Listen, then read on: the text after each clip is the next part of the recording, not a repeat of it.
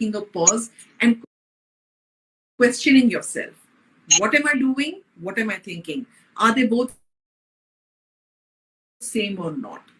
If they are not same, simply bring yourself back to the here and now. That is number two. Number three is question the negative thought. Most of us tend to remain negative and become negative simply because we entertain whatever comes our way, right? We entertain it and we tend to believe it to be true, right? We never question it that why am I feeling so overwhelmed? What is this thought? Why has that thought occurred in my life? Is it really my thought or is it a reflection of somebody else's thought, right? And simply, you don't have to entertain it. Simply tell it, thank you for being there, my dear thought. I allow you to leave me now. Simply talk to yourself and talk intelligently to yourself. That is the third way. Do not entertain each and every negative thought that comes your way. Start questioning it, start probing it prudently. All right. The fourth is change your physical state. The moment you feel a sense of overwhelm, the moment you feel stress attacking you, the moment you feel repeated negative thoughts, maybe about your placements, maybe about the job opportunities, maybe about a friend saying something, bad about you in your back, or whatever are your stress creators, the moment you get into a loop, right? Loop about thinking about these thoughts over and over and over again, change your physical state. Change your physical scenario. Okay? If you're sitting, simply move and start taking a walk. If you are walking already, then simply walk to another place. If you're watching something and if something has been bothering you on the TV channel, simply flip the channel. Don't switch the TV off because then it'll tend to stay with you more and more. Flip the TV channel, move on to something which is light and entertaining. Simply change your physical scenario. Why do I say that? Okay. The reason why I say that is because most of your perceptions are formed by the input which you receive through your five senses, right? Something that you hear, something that you watch, something that you feel, something that you smell, or something that you say out loud, right?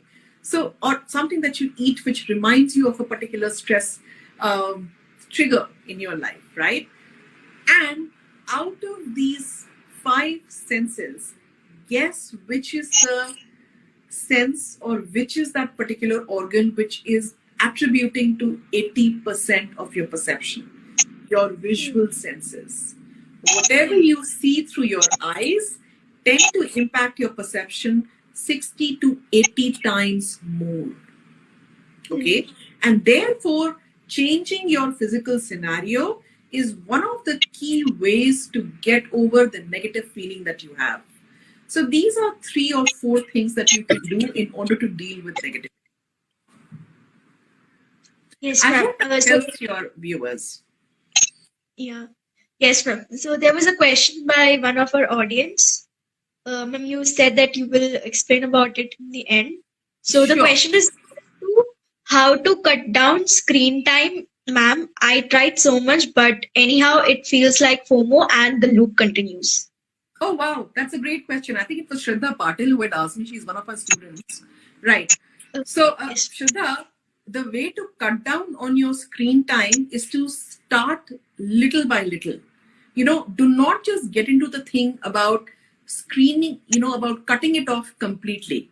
Start with 5 minutes, move on to 10 minutes, move on to 15 minutes, move on to 25 minutes, and then move on to 2 hours or 3 hours more. Okay. There's another thing which I want to tell you all, right? Now, this is one of the most dangerous things that not just people in your age group, but people in my age group are also dealing with. There is so much of the world which is there in your telephones that you can't think of living without your phones anymore, right? They are overtaking our lives. The virtual screens are actually overtaking our lives, right? Therefore, first is simply decide.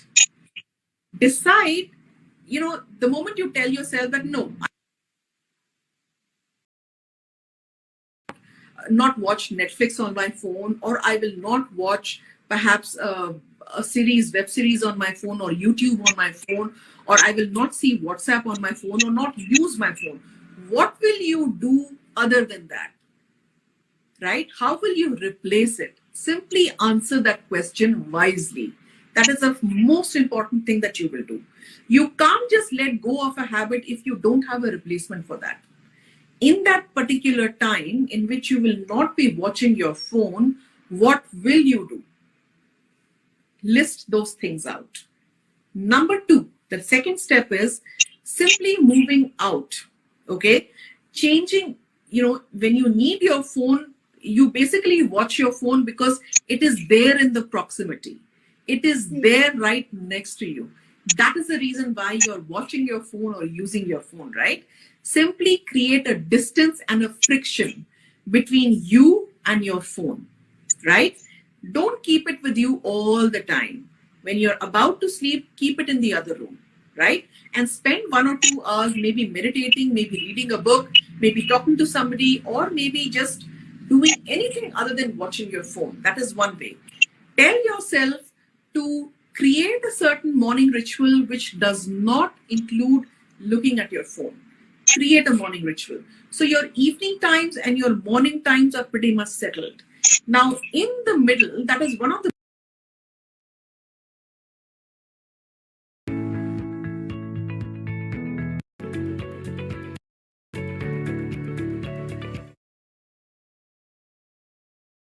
about happiness in life. Consider that everything that we do about life and everything that we do in life is all about eventually being happy. Happiness is the ultimate goal of life. Levels of happiness could vary, but the higher the level of happiness, the best it works. Favorite line that I always, love to talk about, and something that I love to use on myself is also that, there is nothing that can't be worked on, right? Everything in this world, almost everything, right? Almost everything is something that can be worked on, could be, developed, right? Could be improved. We as human beings have such amazing capabilities and capacity that once we identify a certain thing, we can definitely try to improve on the same. If you're really, if it is paining you, probably it's not your strength area, it's a weak area, right? If maths pain you, probably maths is not your strength area. If you love talking with people, maybe communication is your strength area. So some of these things, you will know it yourself. Further, apart from that, do ask your friends. Please ask your friends, what do you think I'm really good at? And they will tell you, rattle down those 3-4 things that you're really good at. Ask your parents. And sometimes parents also tell, मेरा बेटा इसमें से बहुत अच्छा है, मेरा बेटा maths में अच्छा है, मेरा बेटा दोस्तों के साथ बहुत अच्छी तरह से रहता है. They keep telling these things oftenly without you noticing it. So whatever they repeatedly tell about you, good about you, is your strength area, right? So ask your teachers. Teachers observe you. They see your scores, they see your habits, they see your behaviors. Based on that, they will tell you what you're really good at. Second thing, what are the changes that's happened? Things that are looking very different is work from home may continue to be a way of life, because organizations have realized, people have realized that nothing, there are lots of things that can be done as well from home and possibly better. And those professions will perhaps continue to enjoy the benefit of working from home, if I might call that. Education and training have already gone digital, but there's a lot of scope of improvement. And with that, there would be a lot of training of the trainers that will come into play. We perhaps will not have to travel so much from work, because earlier we used to just take a flight for a 1-hour meeting to Chennai, or for some training session to attend in Dubai. And that's definitely the way I look at analyzing work, or an analogy to work, is more to do with your mind. where you do your all logical things, your aspirations, everything is logical. The message And here life is we all have our starting points, we have our journeys, and we have our destinations. So today it might look like we're not headed anywhere, but in the end, it will all work out. So there's no need to be disheartened at all, and it is absolutely fine to be an average. The second part of the story goes where it comes about finding your own mojo. While I was an average student, I ensured just one thing. I kept my desire to learn and keep that fire inside of me ignited. Whether it was traveling, meeting new people, or even exploring new cultures, it was all about upskilling myself for me. Although while learning, I didn't really know where that was actually heading to. But then if I were to look back and think and connect the dots, I have the job that I have today only because of the skills and knowledge that I. The time tracker app is designed to know where and how can your activities be revised and your time can be used effectively. In the time tracker template, you're supposed to input your activities and the amount of time you have spent on them. Statistical data will be provided on the basis of that, which will help your mentors to take further action. The benefits for working professional are identifying if you need changes in your time management to optimize results, helping you get clarity on goals and creating new ones if needed, identifying what creates positive energy which can be unleashed for you to maintain your work-life balance. The benefits for university students program are identifying if you need changes in your time management to optimize results, helping you identify and work on positive energy creators in your schedule, events, and people as well. Identifying areas for productivity, success, and happiness. The benefits for school students are identifying if you need changes in your time management to optimize results, helping you get clarity on goals and creating new ones if needed, helping you drive the areas of right association, acts, and creating right energy for your preparation, as well as eliminate areas where you can save time and be more productive in your work schedule. 24/7 chatbot access program is designed to help you sort some emergency access and avails you the 24/7 support system with qualified counselors. The chat box is open to our learners at all times. You can clear your doubts and queries by simply dropping a question here, and we will try our best to answer them as soon as possible and to the best of our ability. Benefits of the 24/7 chatbot access for working professionals are: it makes your life easier, it makes you stress-free, it helps you to avail expert advice which will help you in life to go further. Benefits of 24/7 chatbot access program for university students are: it helps you minimize the exam stress, it helps in finding out the life goals. Benefits of the 24/7 chatbot access program for school students are: it helps to reduce stress during exams, and it helps to access counseling sessions and different webinars at Mentor Mitr.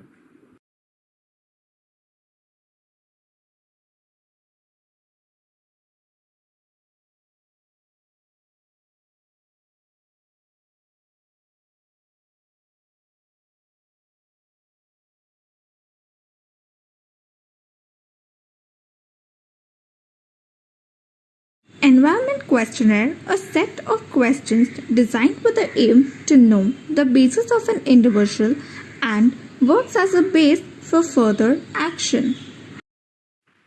This is the questionnaire section. Here, you will be required to provide a few basic information about yourself, such as your current educational status, your future goals, etc. This is just to draw a precursory sketch before you begin your journey with us and our mentors. The benefits of the Environment Questionnaire for working executives is knowing your version and work towards making it better.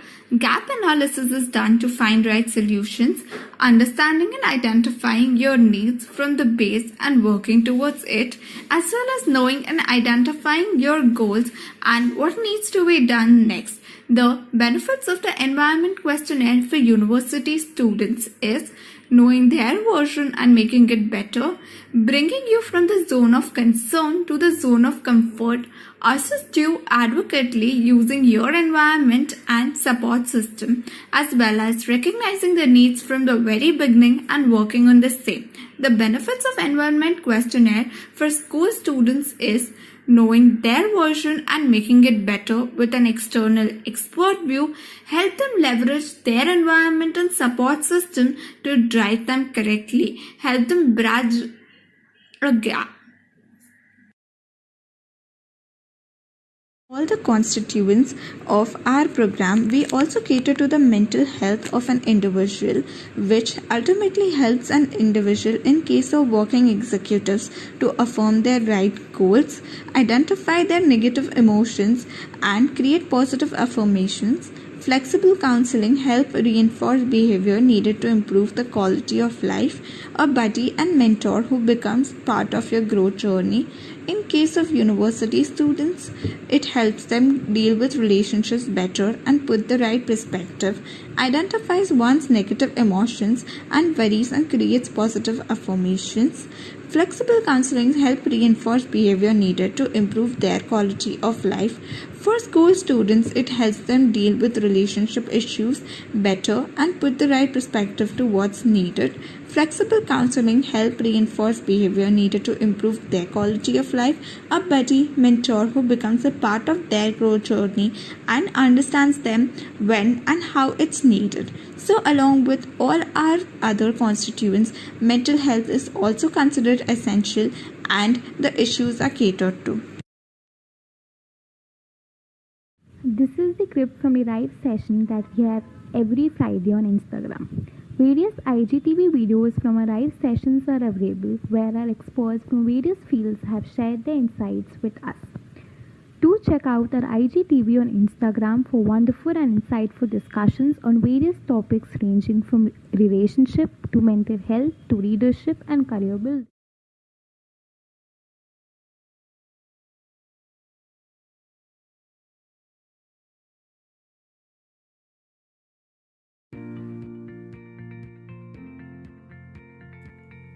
While progressing in life, at times we feel stuck due to the lack of knowledge of how to manage our time well. Deciding how to prioritize the different facets of daily self-management gets hectic, whether it's for school students, university students, or working people. The lack of motivation, a great amount of workload, and the expectations at the academic front, in college, or at one's workplace is draining for an individual. Under such circumstances, a helping hand can instruct and support us in setting the right direction for our goals. At Mentor Mitr, we engage with individuals wherever they are in their journey of career development and help them learn life skills to manage complex situations while enhancing their potential and performance to optimum. Our involvement helps individuals to set the right goals and create options by following an objective process, thereby enabling them to define and manage their priorities. We help them generate self-awareness and teach them how to prioritize their time effectively. We also enhance their emotional quotient with techniques like mind mapping and dealing with success and failure to reinforce their goals and processes, while also grooming them with soft skills that are necessary for the competitive selection process, thus making them confident and prepared for success.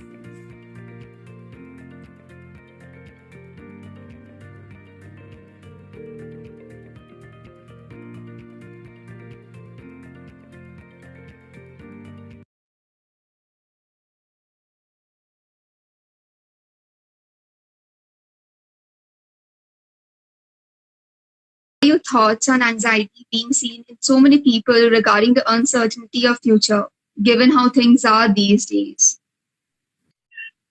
So mainly, I think I'll start with the first lockdown that happened. And when it happened, I think it was somewhere a lot of us were surprised, shocked, but at the same time, we were navigating it with a lot of fun, like learning कि अच्छा अब office नहीं जाना पड़ेगा because pajamas में we can take our meetings and हम coffee बनाएंगे and we'll do all these crazy things and we'll binge watch Money Break Heist. from our daily hectic day. Yeah. And I think everybody just became like a unit, you know. Everybody started posting their Ludo success and everything. So it was a fun time because people were just full of hope at that time. It was something new, and they were thinking, कि हाँ, ठीक है, it'll last for a little while, then it'll go away. But what happened with the second wave was that none of us saw it coming. Right, we were succeeding in terms of things were getting better, and we all got cocky with that success that we were making, and overnight that shift was there. And second wave in itself, like it goes unsaid, it was so difficult for so many people and our country itself. I think we were, even if we were somewhere prepared for it, knowing that it could happen again, we never saw the intensity of it coming. Second wave, right? So उसके बाद I think लोगों को ज़्यादा frustrated feel हुआ. Imagine having no control over your own life. Right? That was what we were dealing with from the last 1.5 years till today. So not having that control was very difficult, very intense. It was very hard to absorb for a lot of people, and that led to feeling, like this. And I remember I was talking to somebody last week only, and we were talking about uncertainty, and I asked him like, how do you feel? And he said this one thing that really was relatable, and he said कि अब तो कुछ अच्छा plan करने में भी डर लगता है because I don't know if it will come true or not. Right? I don't want to plan anything positive because if there's like a slight chance कि वो ठीक नहीं होगा या फिर वो पूरा नहीं होगा, then I don't want to go through that again. Right? So I said, yeah, I think that's completely relatable because a lot of people are not planning things because of the fear of the uncertainty, because it is always lurking around, and that is leading to other issues.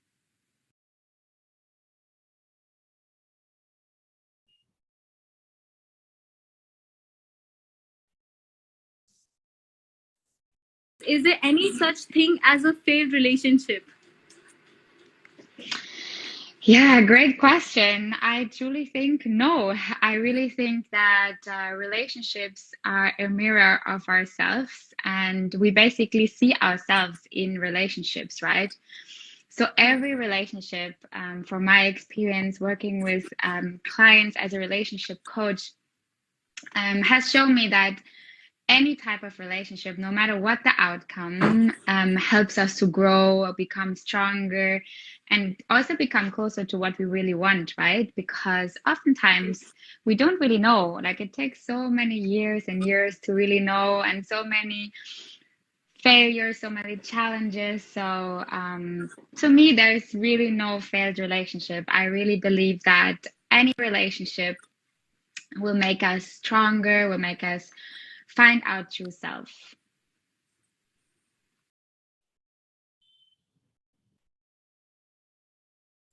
During this tough time, I hope everyone is staying safe and healthy. I welcome each one of you to another webinar session by Mentor Mitr. After the completion of our webinar, you can receive your e-certificate. The steps to avail the e-certificate are as follows. Attend the complete webinar. Once you see thank you displayed on the screen, there will appear a link to Google attendance form in the chat box. Click to mark your attendance and get the feedback form emailed. Fill the questionnaire that you receive in your mail for the details. Follow our page on Instagram and Facebook.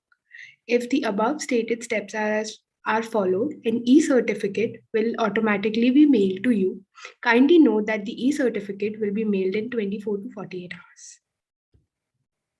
Mentor Mitr is a mentoring organization. Our aim is to guide individuals where they are in their journey of career development and help them learn life skills to manage complex situations while enhancing their academic performance to optimal. Our involvement helps students to set the right goals and enables them to define and manage their priorities as well as enhance their EQ. Once again, good evening, ladies and gentlemen. Welcome to today's webinar session on leadership behaviors for winning. The session will be led by established professionals, Mr. Anil and Ms. Akansha. And audience, please feel free to leave your questions in the chat box and we will try to answer them in the Q&A session in the end. Our first speaker of the day is Akansha ma'am.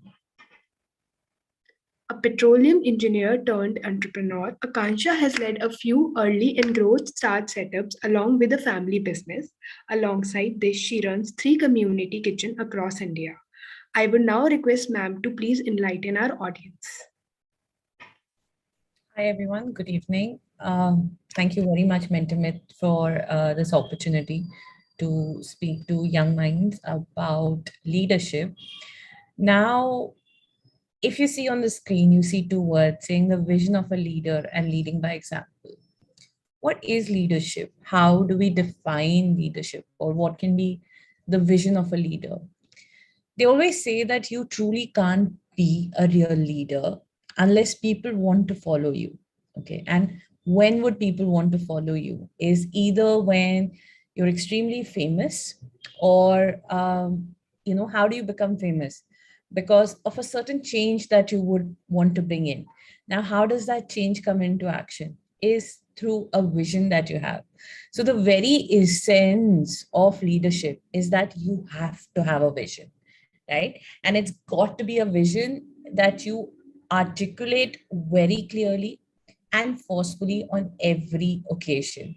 Now, this was a very famous thing said by Theodore Hesburgh, who was the president of University of Notre Dame.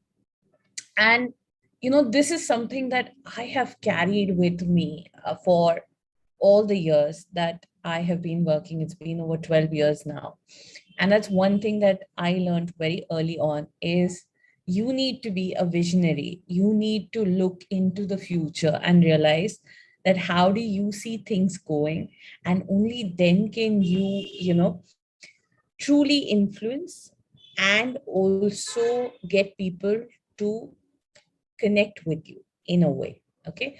So having spoken about this, all businesses need a visionary, need a leader to follow them.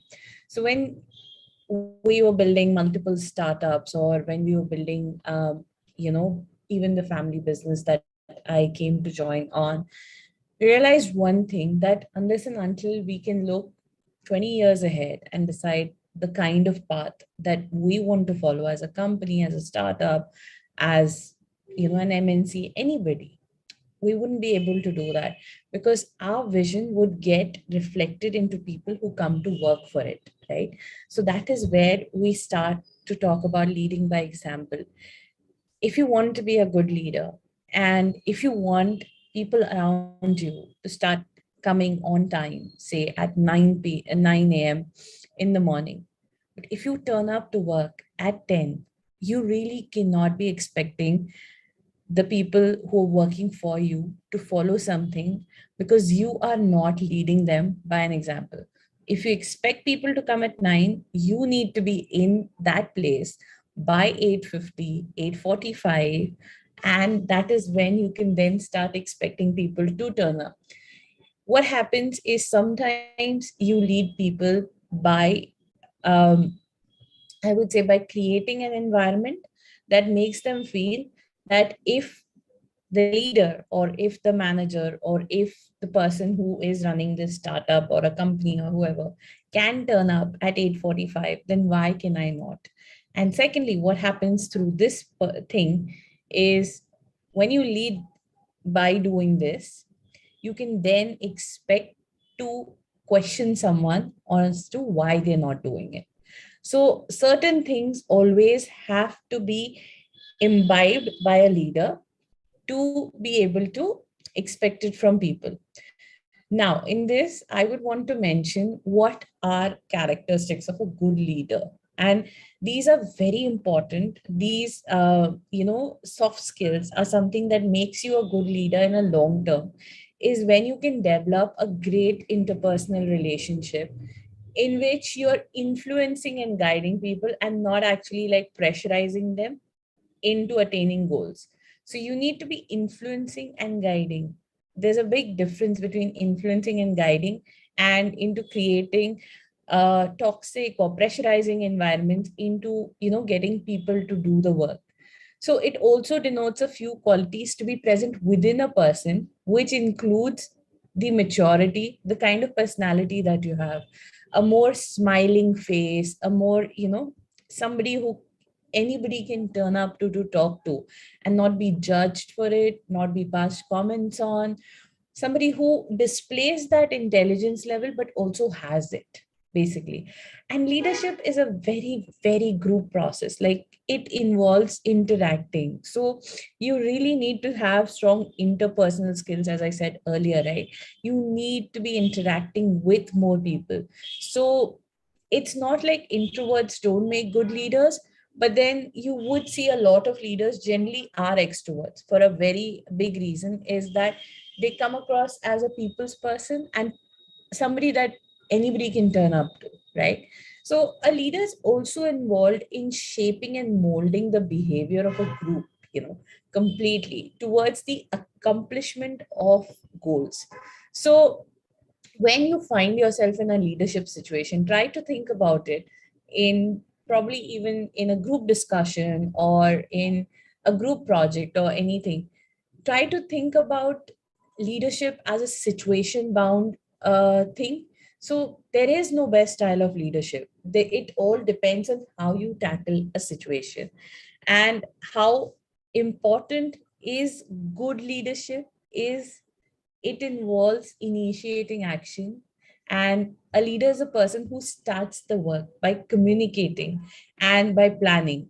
And from where does the work actually start? It also involves motivating. You constantly need to incentivize people working with you, and a good leader tends to motivate people around them. It could be economic or non-economic rewards, but therefore the work gets done. Providing guidance is very important. You need to give feedback. You need to guide a person. Instead of criticizing, you need to be guiding them onto how they can do it better the next time. You also need to create confidence within your teams, right?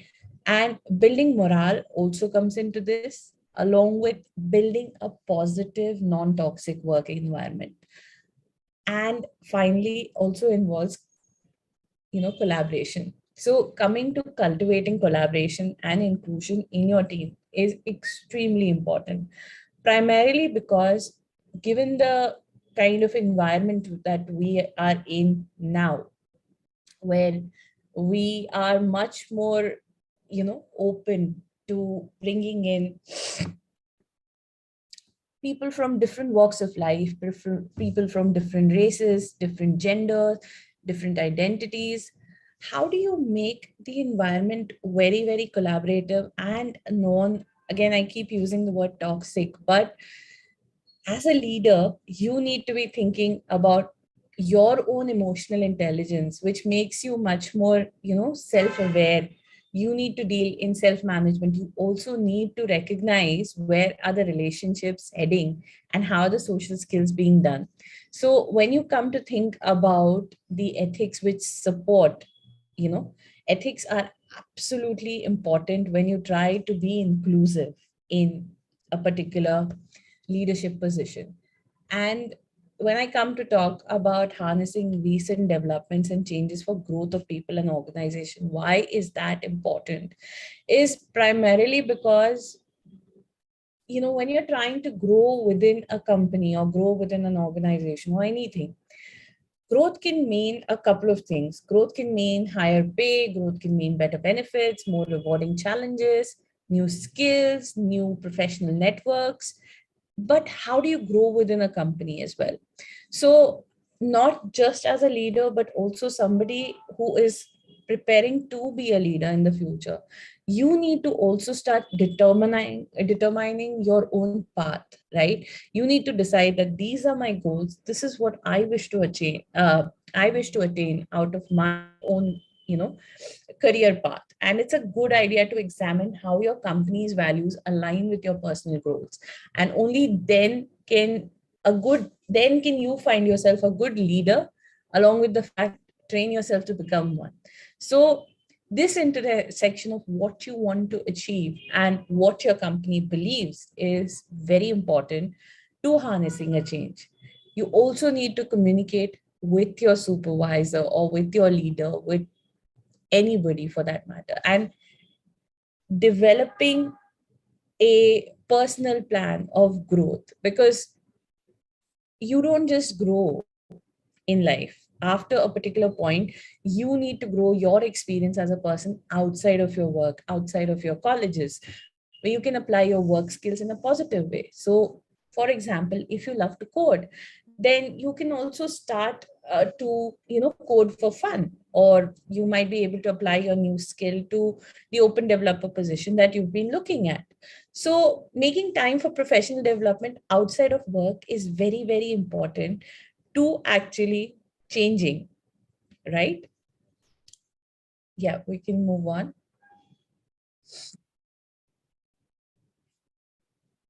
Now, when we said change, right, and not fame, what happens in many positions, we see that there is fame associated with a lot of change. Now, I'll give you a small example here. I have been in the shoes of being a 20-year-old who always wanted to be featured on the Forbes for a very long time in my career. I was doing everything that would make me featured on Forbes. And that was just not happening, because pretty much what I was trying to chase was fame associated with a Forbes article. It's not wrong to chase fame. It's perfectly all right, because we are humans. We're not some superpower who does not, want that 2 minutes of fame. We all do. But I would say my experience over these last 30 odd years of life has taught me that only when I wasn't chasing it did it come and fall into my lap. And how did that happen? Was pretty much probably I was training myself to receive these, this kind of a change in my life over a long period of time. I was developing my skills, I was developing as a leader.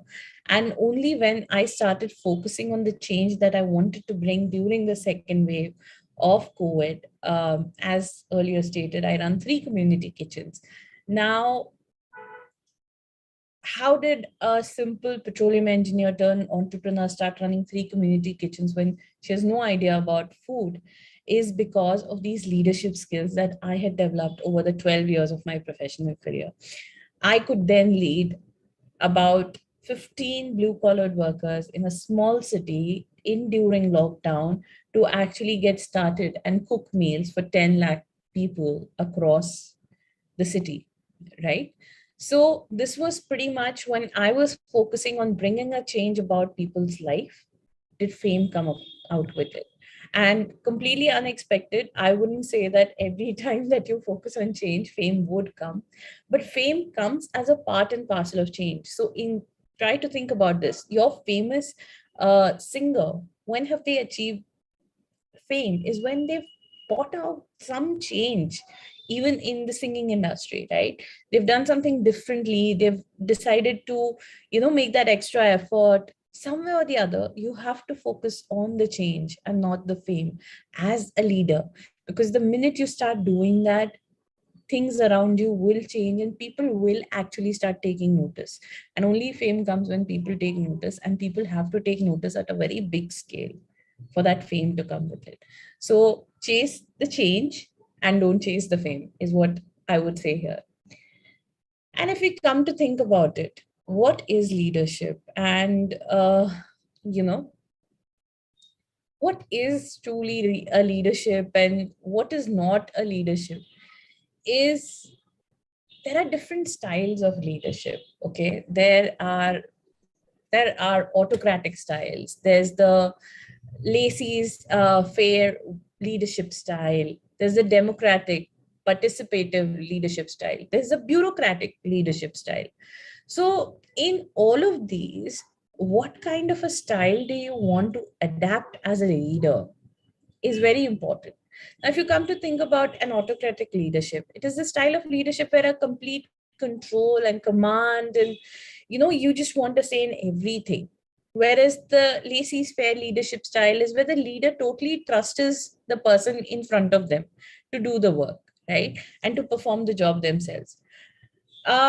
This leadership style works on people who are loyal, skilled, experienced, and intellectual. Autocratic is a little risky. Democratic has only drawbacks that it is time consuming. Democratic is where you're invited to be a part of team members have a role in deciding. And if you come to think about bureaucratic, it works where leaders strictly adhere to the organizational rules and policies. So I wouldn't say any one type of leadership is better than the other, because every leadership has a way of it. Now, in bureaucratic leadership, it discourages creativity and it makes employees very self-contested. So not one style is better, but sometimes a mixture of all four is actually very good, because sometimes some employees you might have to be a little autocratic about when people are a little relaxed. Sometimes you might have to be giving them a free hand when they're more experienced than you. Sometimes you might have to ask for people's opinions. So don't stick to one type of a leadership. Be fluid about it. Be fluid about the kind of people that you're talking to. Be fluid about how you want to see a change. And as I said earlier, change can only come when you have the vision for it. So have a crystal clear vision. Always keep reiterating it to your team members, and always focus on the vision, because when you're focused on the vision, you will never go wrong. Your leadership skills will never go wrong. Your workplace will never be affected. And it will also bring about a huge change, which then might bring about some fame as well. So, in all the 12 years of my education, my various works across the globe, the best way I have loved to lead my teams is always focus on all four styles of being a leader. Let loose, be a little autocratic at times, be a little democratic, be a little bureaucratic. And that has worked wonders for, be it my growth stage startups, be it my family business, be it the community kitchens that we're running. It has worked everywhere. So I would say it's my no fail formula, but I do fail as well at times. At times people have not liked it. At times people have ended up disgruntled. So it depends how we take it about and how everybody wants to see it. But my last pointers on this, or my ending remark, would be that always try and be as empathetic as you can as a leader, because empathy takes you a long way. Empathy is something that people want to see in a leader. So the more empathy you have, the better it is. So try and understand the person from where they're coming from, and focus on the other person's growth, because that really will take you a super long way. Thank you so much. Thank you so much, ma'am, for sharing your experiences and valuable advice. Surely everyone listening to it is more informed on this topic now. We would reconnect with you during the question and answer session at the end. We would like to present to you our Mentor Mitr courses. Program for working professionals, the Compass Pro course, which is of the duration of 1 month, Habit Forming Pro course for 3 months, programs for school students, Ensure Optimizer course 12 months, Habit Formation course 3 months, Compass course for 1 month, programs for university students, Habit Formation course 3 months, Compass course 1 month.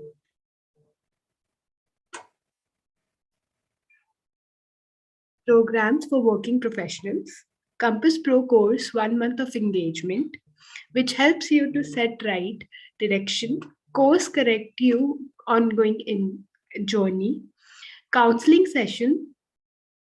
Some of the features of the course are counseling sessions, analytical report based on above, structured customized counseling 1-to-1, customized template for our career roadmap, time tracker, set up a self-awareness program, flexible counseling session with our mentor for total 2 hours in a month, More features, free access to webinar during the month. Our support is 24/7 chat box facility. Programs for university students. The duration for the Compass course for direction setting is 1 month of engagement. And here are the features: counseling session, competitive ability mapping, structured customized counseling one-to-one, time tracker, tracks and option template, flexible counseling session with our mentor for total 2-hour time in a month.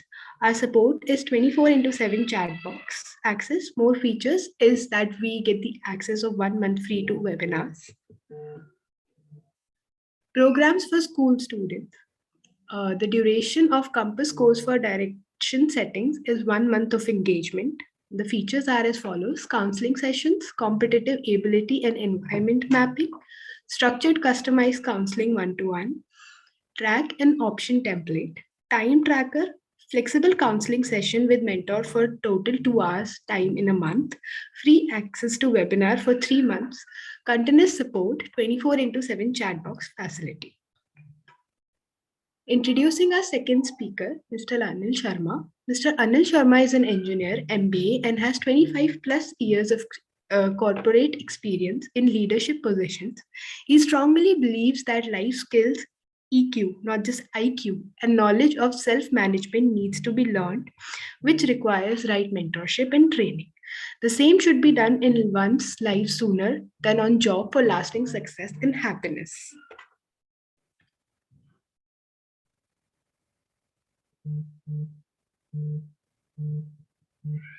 Welcome, sir. Hi, good evening, everybody. And thank you very much for introducing me, Nikita. And Akanksha, thank you for a wonderful session. And what I picked from your session was change, flexible change, which leaders bring, and change which they bring in themselves, being flexible to doing the things. And thank you for that. And I guess one of the key leadership behaviors today is the extent to which a leader can change themselves and can bring about the change in the times which are very dynamic. So definitely change is one key feature or advantage of having a leader around. I guess all our audience is very much keen to learn from this webinar and want to be leader. I'm sure all of you are already leaders, but yes, as leaders, as individuals, all of us can become better. So go to the chat box and tell me what are you looking forward to from. Give me a thumbs up if you feel that you are good, but you want to become better. You say yes, or give me a thumbs up in the chat box on YouTube if you feel that you can develop as a leader, you want to grow more, you're hungry for success. Give me a thumbs up in the chat box if you are listening to this. And Vriddhi, you want me to share the screen, or is it going, everything is going all right? I can present the screen. It's not a problem. Okay. All right. So key leadership behaviors. So leaders are determined by not their position. Leaders are determined not by how big they are, how smart, how just smart they are, whether they are in a position of power. The power comes from the leadership within them, even if they are there because of position. So one common behavior which or attribute a leader has is that they keep an eye on goal. They begin with an end in mind. They know what the end result is going to be. Oh, great. So I see a lot of thumbs up. A lot of people want to improve. Well, all credit to you. We'll do our best. Akanksha has already spoken so very well, and she's going to be around to take more questions, and so do I. And I try my best that we put whatever we could do to make your experience better. So as leaders, people who are leaders, people who show the way to others, they begin with an end in mind. They keep an eye on the goal, and they always focus on the end and not just the means. And sometimes it is easy. You start a work, it is easy to get lost because of some distraction, some lack of ability to deal with a particular situation, some complications, some external factors which are beyond control. And it is very normal to go astray, which means to leave your path and waste a lot of time, yours, others. Well, it will happen when you take a worthwhile journey, whether it is a personal or a professional journey. There will be distraction, there will be hurdle, there will be obstacles. But as leaders, you don't lose focus of that. And that's what all the great leaders do. Uh, I'm sure all of you have heard of Nelson Mandela, the great South African leader, a global leader who everybody look up to. He had a goal of liberating his country, fighting against apartheid, and he fought that battle for 3 decades. And out of those 3 decades, 27 years he was in a prison cell, confined to himself in a South African prison. Guess what? That itself became the most powerful message to the followers or the country, that there is a man with a purpose sitting inside a small cell in a prison. And that galvanized the whole generation of people to fight for their freedom. And they eventually did achieve that. I'm sure 27 is a long year. Many of you youngsters are watching this program are maybe not 27, many of you not, which is fine. And I'm just saying that it took a generation of confinement. I'm sure he would have been through a lot, personal, professional, and of course, we hear of a lot of personal things which happened in his life. And he didn't give up. He didn't give up his purpose and eventually achieved the success, led the nation. And so that's what leaders do. They never, ever get lost in the process. They never get lost in the razzmatazz of dailiness of things, and they stay the course and persevere. What is perseverance? Perseverance is your ability to last the process and still achieve your goal, which means that a lot of things will happen around you, but you don't lose sight and you stay on the course. And that's what he did. In India, I hope all of you have heard of Gandhi. Gandhi led a battle of Indian independence for 3 decades. And it was a very long battle against a very mighty regime. And it wasn't easy. It wasn't easy for a country as big as India has been, not for the number of people, the geography, to make your message reach on those days. But he kept an eye, and he got a lot of followers. He got a lot of fellow leaders who fought with him.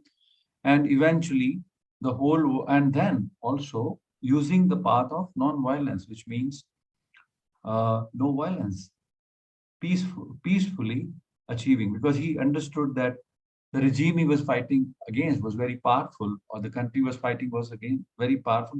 He didn't lose his purpose, and he didn't lose the purpose. So a lot of people got it. A lot of people contributed, but with one common theme, vision, or purpose. And that's what leadership does. What also leaders do, leaders stay positive and they stay motivated. It is very easy.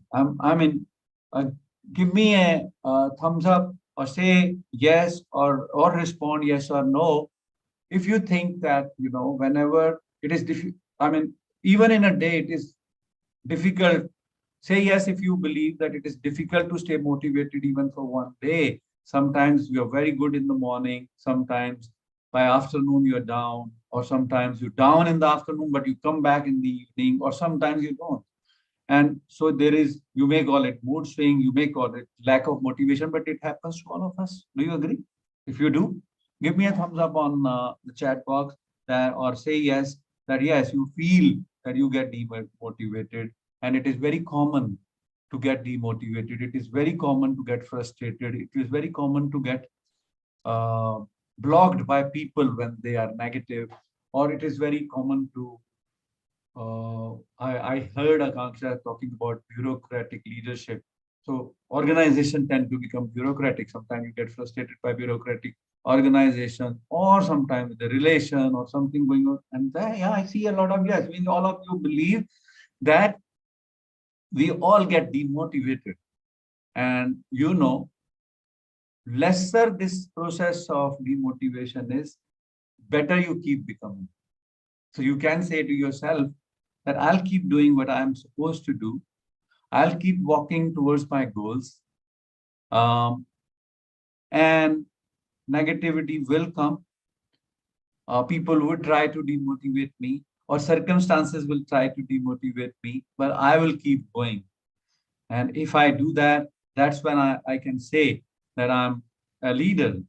And keeping my attitude positive, when I do that, I'm going to be a leader. And commit to yourself that you're going to be one. Put on chat box that you're going to be one with the difference.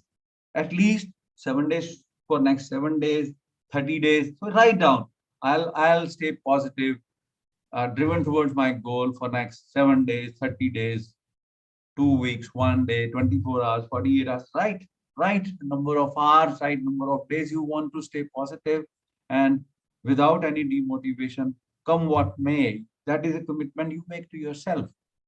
And another thing, when options run out, it is normal for people to get frustrated. It's normal to, accept sometimes failure, and it's okay. Honesty, failure, and success are part of the same process, so they both will happen. However, leaders think of solutions which are beyond common thinking. They think of possibilities. They don't think of solution as it exists today. They think of possibility thinking. How can I get out of this situation? What else can be done? Who can help me? Where can I connect? Can I make a phone call and get help? Can somebody solve this? How can we read? Who in my team can help? And then they don't hesitate. They can talk to the youngest person in the team, discuss the idea, take his brains. They can reach out to somebody they know can solve the problem out of their comfort zone. And that's what possibility thinking is. And I'm sure all of you have heard the story of David and Goliath. Goliath was a large, very large giant, and he'll scare people out.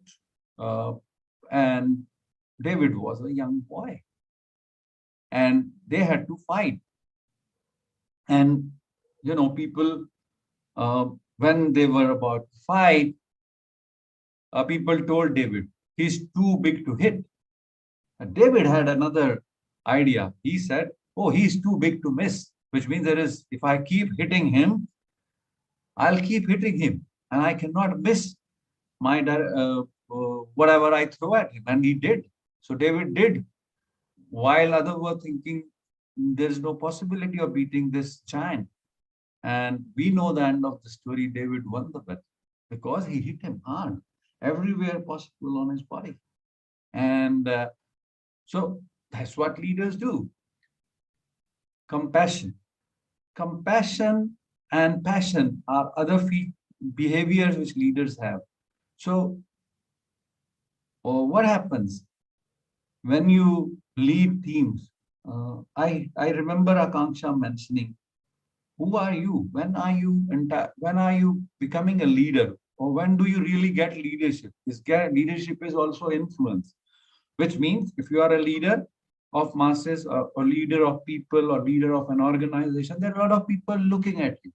The way you dress, the way you speak, the way you communicate, people want to follow you, people want to even copy you, they want to become like you. That is the kind of influence leaders have. And it is very easy for a leader to become arrogant. It is very easy for a leader to not realize how important those people are. A right leader or a right leadership behavior is behavior of compassion, where you care for people, their smallest problems, their smallest fears, sometimes their lack of understanding, training, inability to crack a code, inability to not know things which can hamper performance and eventually the goal. But the leader understands these dynamics and is very, very compassionate to his people. Typically, he will, from outside, howsoever difficult they may appear, most of good leaders understand problems of the people, can relate to them and empathize. And of course, by nature, they're passionate towards their goals. Leaders are passionate to what they want to achieve, and not with fear, not with compulsion, not with, what should I say, a sense of despondency or a sense of frustration. A leader rather converts to that, leads his way through passion. They look solution in the passion they carry, and they pass on that passion to their teams, and that's what makes winning teams. So if you want to be, I remember you mentioning, or Chad, you want to be a leader, you want to become better. You have to take care of your people, you have to lead passionately your people, and you have to be the one who takes everything on the chest and keep your chin up all the time. So that's what leaders do. Next slide, please. Okay. So casting a vision. Leaders have, either they have or they develop ability to cast visions. So leaders are able to see the things which everybody else is not able to see. The goal may look very distant. We in also goal setting, we hear long-term goals, mid-term goals, short-term goals, and it's very easy for anybody to look at what will they do tomorrow, day after, 1 week from now, what they want to achieve in 1 month from now, 2 months, 3 months, 6 months from now. It's difficult to comprehend. First, set a goal, what a 5-year or 10-year goal for an organization could be, or 3 years goals could be, and then navigate through the difficulty or the process or the path. That, okay, predictably knowing that, okay, 6 months from now we will be here, then here, this can happen, and then this is how we will go through it, and that still we will achieve our long-term. The leaders develops that ability, and they are able to communicate, have the vision, to communicate that vision to people so that others can follow that vision, and then they can believe in what leader themselves believe, and take people forward with them. Posture and composure. I guess that if I don't talk of anything else, one thing which I will talk about is posture of a leader. Is they remain upright, they remain strong, even if they're worried inside. A leader never ever wants to or does communicate that he's vulnerable, or he's in a vulnerable situation, or no. Is it bad to become vulnerable? Not, but it's, if a leader becomes too vulnerable too often, it scares people. So it's very, very important for leaders to stay firm, in control. And sometimes, when they feel vulnerable, they give assurance to, or reassure their people that everything is fine. We can deal with it. And they communicate with their people, they communicate with their customers, they communicate with their adversaries with that sense of posture, belief, and strength. So the posture or composure of a leader comes from strength, position of strength, and not from position of weakness. So does that mean that they don't ever become weak? Does that mean that they always remain strong? No. But they understand that world is watching them. They understand that they have a purpose. They don't forget. And then they keep their posture up, and they keep looking forward, they keep looking upright, and keep guiding and navigating their people firmly. And that's what leadership is. Next slide, please. Okay. A couple of more things which I want to talk about is about leadership is ability to give up things, understanding that there could be some sacrifice, and most importantly, discipline of getting it done. So problems will come, solutions may not arise every time, and a leader believes in the process that if what is required to be done is done with the discipline on a daily basis or a regular basis, the goal can be achieved. I mean, not that they lose sense of goal, not that they're not motivated, but I often talk this and I often hear it from leaders that motivation is overrated. Discipline is underrated. Motivation looks very rosy. Motivation looks, I'm hungry for it. The moment you hear word motivation, your hand in your head goes up. Oh, I want to be motivated. Or I am motivated. Or I can motivate. You know what? And when you hear discipline, on the contrary, discipline looks, somebody is putting you in a school uniform. Somebody's checking your shoes, they're polished or not, your teeth, they're cleaned or not, your nails are cut or not. Somebody's telling you to sit in the class for 8 hours or not, whether you like it or not. Somebody's counting your periods of one after other, 7 or 8 or whatever number of periods you have in your school or college or university. And discipline looks ugly. I mean, not in a wrong way. I mean, you don't like it. And if you, on the contrary, if you embrace discipline of doing things, you don't need motivation. If discipline becomes motivation, you can achieve what you want to achieve. So in that context, I wanted to talk this. And do leader not motivate people? They do. Do people not motivate themselves? They do.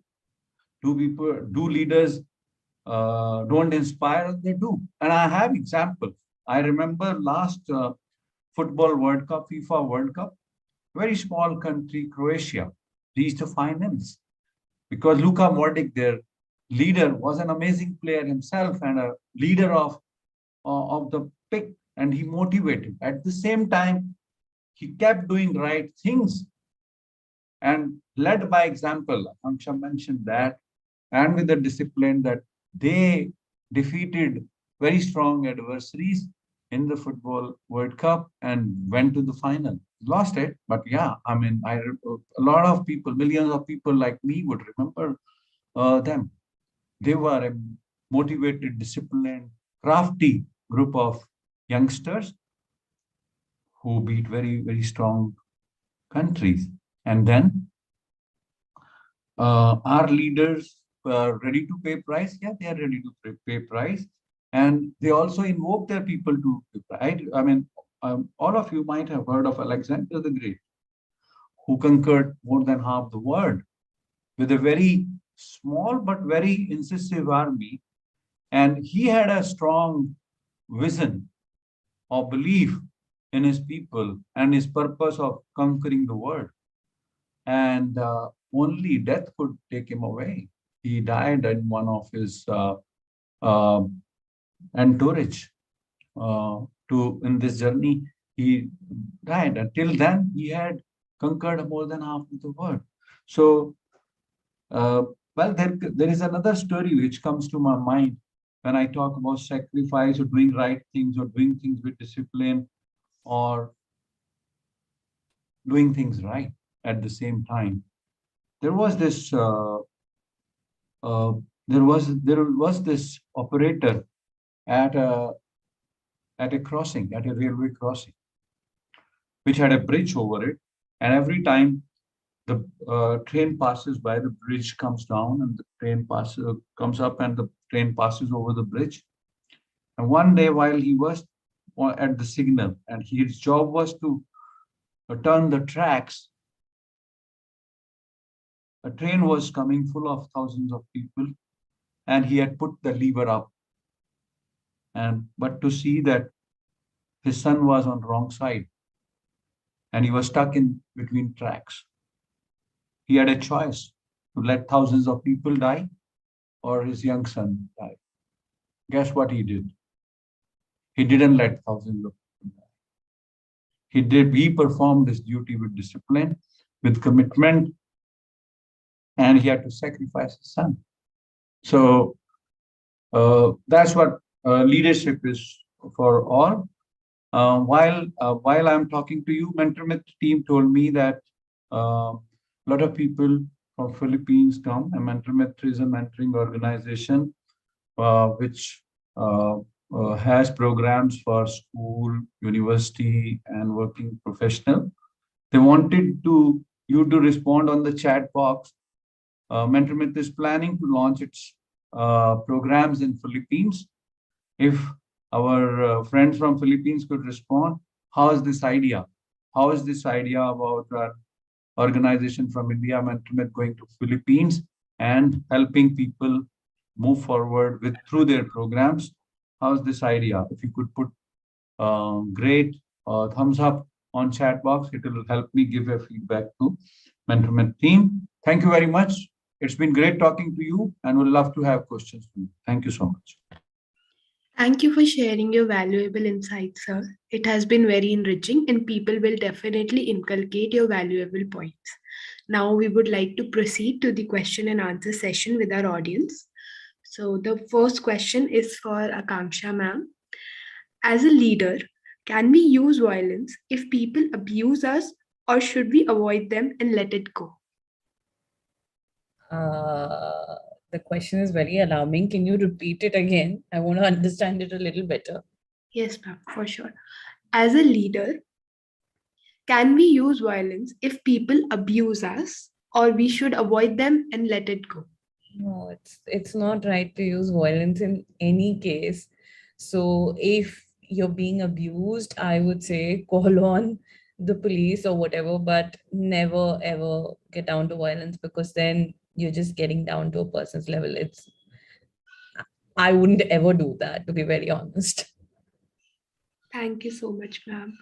So the next question is for Anil sir. As a leader, how to be more effective and efficient, especially at this time of the pandemic? Look, we did talk. I mean, I think most of this session is spent on, what right leadership is.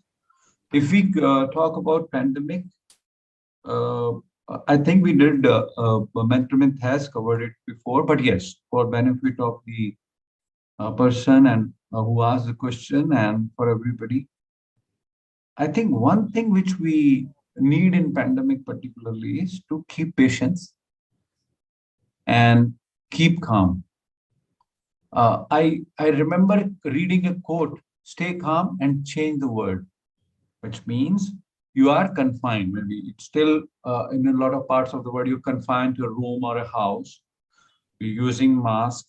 We're not meeting people freely, and it's very frustrating.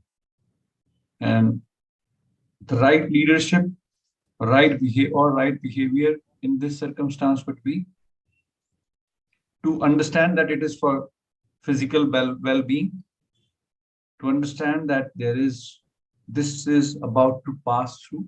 So there's very little time left. We'll all be fine and we can manage it. I think most importantly, the focus should shift from self to others. And that kind of attitude will keep us going. Can we help somebody? Can we pick up a phone and talk to somebody? How are they? Can we ask somebody for help if they need so? And not worry for what will happen if our graduation gets postponed. What will happen if I lose a job or lost a job, or will I grow in career exactly? Honestly, in a long life, 6 months, 1 year here or there would not matter.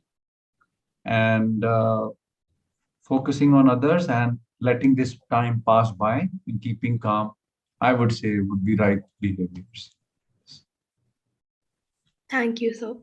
The next question is for Akanksha ma'am again. How to handle stress and anxiety attack as a leader? Okay. Stress and anxiety are part of anybody's life, be it a leader or a non-leader. I suffered from stress and anxiety quite a bit, and I would say the way I have managed to handle it is by having a set routine and also being very, very open about my anxiety and getting myself a therapist every time that I've needed one. So indulging in the right kind of, I cannot follow routines very honestly. So for me, routines don't seem to work, which work for a lot of people, but I can't do routines. So the way I've done it is by working with my therapist and finding ways that calm me down. So it could be an outdoor activity, or it could be anything. It could be just swimming, it could be cycling, anything that helps calm my stress and anxiety. So I would say investing in yourself, investing in a therapist, even if you're not stressed or anxious, always does help grow yourself. And having the right set of coaches also does help a lot of stress and anxiety. Thank you, ma'am. Moving on. This question is for Anil sir. What challenges does the leader face in an organization? This is complex. Also, sometimes depend upon the size of the organization, complexity on the structure, or what is that organization doing, what their goals and purpose is. But having said that, leaders have to, I think, if we talk in management terms, I feel that keeping a goal and managing people and leading them towards that common goal of the organization is a challenge every leader has. And when you manage people, people management itself becomes a process. So you need more people to manage those people. And so it becomes the most complex part, if you ask me, to me, looks this, that there are people managing people, and there is a goal drift between levels of organization. And sometimes the organization forgets what is it doing on a day-to-day basis, and weeks and months pass of idealism. I mean, no productive work or no productive outcomes at the least. So the biggest challenge of leadership is to keep the main thing, and leading those people, inspiring those people towards those goals, and keeping them meaningfully engaged in that purpose is, I guess, the most complex thing I find in organizations, having worked with them. Thank you, sir. The next question is for Akanksha ma'am again. How do we show empathy to people who are not even respecting our position as a leader?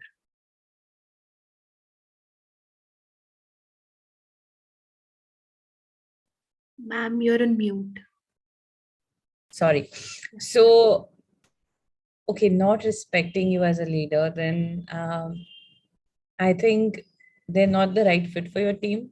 Very honestly, I would have a look at the team and I would decide whether, the person who is not respecting you, if they are integral part of the team or not. And I always feel that, as a leader, you need to be choosing your team very, very carefully. And the minute you see a person who's out to create a problem, I would say identify it and maybe move them to a different role.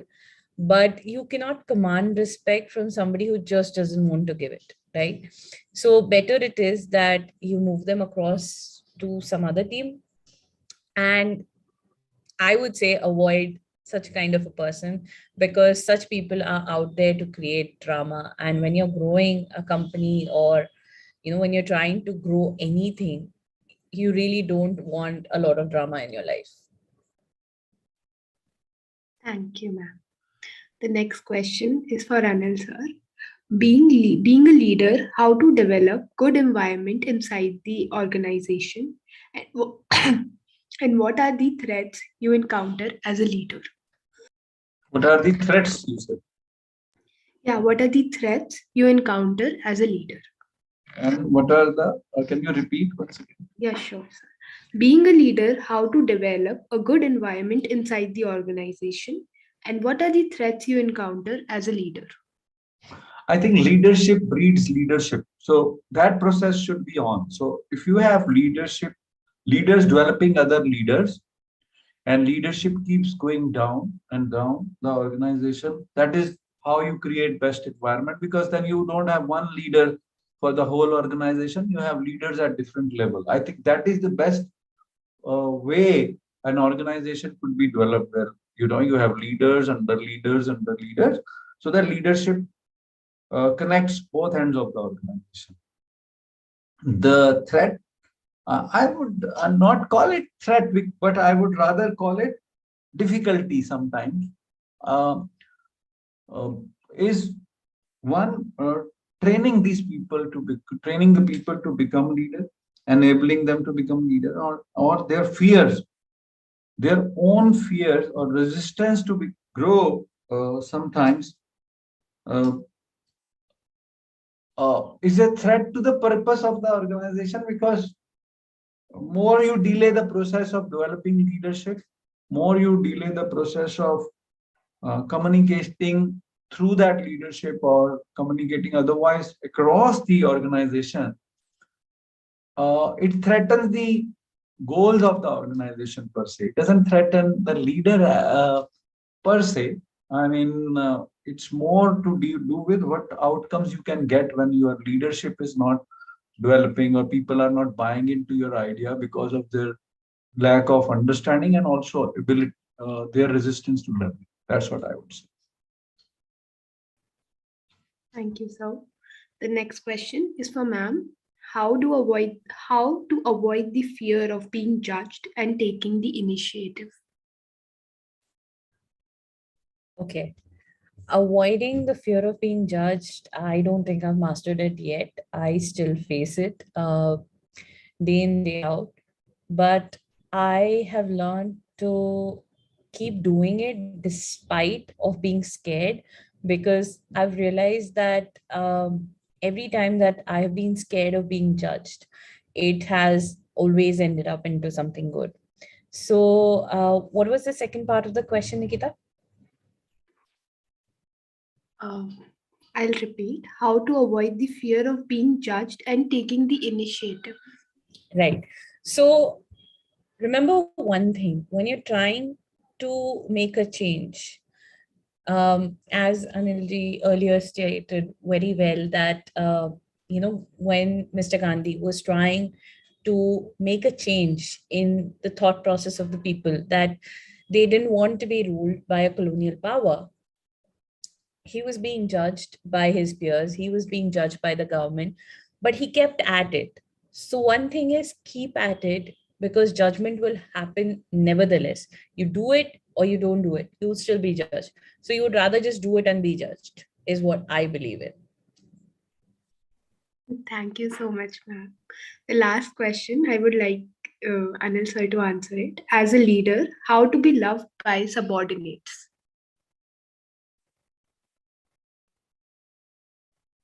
Sorry, Nikita, how to? As a leader, how to be loved by subordinates? That's very difficult, honestly. And you're a leader should not even think it will happen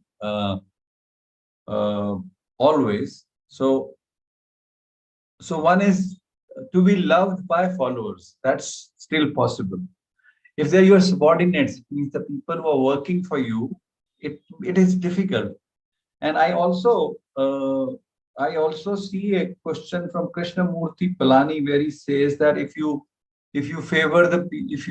encourage the people who do good work and not the one who do bad work, you may be called partial. So I will mix the two, and I'll just say this: we should keep looking for right behavior and performance very, very objectively, right? And appreciate the people who do good performance. At the same time, if we could stay away from criticizing the ones who are not doing the work well and rather focus on guiding, advising, training, motivating them, it is a better way of doing it. There comes a time when you, like Kanksha just mentioned, it is difficult to keep everybody in the team happy. You have to, at times, you have to change the people in your team. But while in your day-to-day, if you remain objective to encourage right ones, discourage the wrong behaviors, and be willing to explain to people who are not performing and help them become better if they want to, that's what a leader can aim at, and leave it at there and not worry what others will think, people below you, above you, whatever. And I would say that you would have, at times you'll have to give feedback to people which is not good, and be very straightforward with it, sometimes diplomatic, sometimes, and there is no way, no other way to deal with it. So this is what should be done, and not worry for what people will think and say about it. I hope that answers. Thank you so much, sir. Moving on, the Mentor Mitr app is available on Play Store. You can all download the app only on Android. The download is free of cost, programs are paid. App is available in India, Philippines, Bangladesh, Indonesia, Italy, Malaysia, Nepal, Russia, Spain, and Thailand. It will be launched in other countries soon. Kindly download our app and get help in your career. If you have any queries with the app, please feel free to contact us or drop a mail at events@mentormitra.com. I would like to thank all our speakers as well as the audience for giving us your time and support. Thank you for attending and engaging in today's session with us. Lastly, I would like to repeat the steps to avail the e-certificate. Attend the full webinar. Once you see thank you displayed on the screen, there will appear a link to Google attendance form in the chat box. Click to mark your attendance and get the feedback form emailed. Fill the questionnaire that you receive on your mail for the details. Follow our page on Instagram and Facebook. If the above steps are followed, an e-certificate will automatically be mailed to you. You can also contact us through any of the above mentioned platforms with your questions, feedbacks, and suggestions. Thank you so much.